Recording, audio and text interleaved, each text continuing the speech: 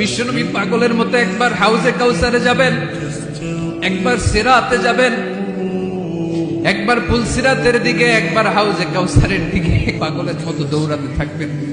তার কোন গুনাহগার উম্মত যাতে জাহান্নামে ঢুকে না যায়, সেদিন কেউ সুপারিশ করতে পারবে না বিশ্বনবী ছাড়া।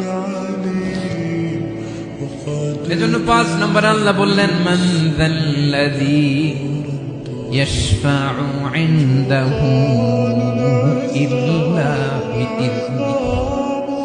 কার সাহস আছে, কার এত বড় বুকের পাটা কিয়ামতের কঠিন দিন আল্লাহর সামনে দাঁড়িয়ে সুপারিশ করবে?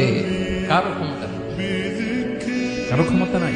বিশ্বনবী সিজদায় পড়ে উম্মতের জন্য কাঁদবেন, সবাই কাঁদবে, নফসি নফসি, আল্লাহ আমারে বাঁচাও, আল্লাহ আমারে বাঁচাও। বিশ্বনবী বলবেন, উম্মতি উম্মতি। বিশ্বনবী আমার জন্য কাঁদবেন, আপনার জন্য কাঁদবেন।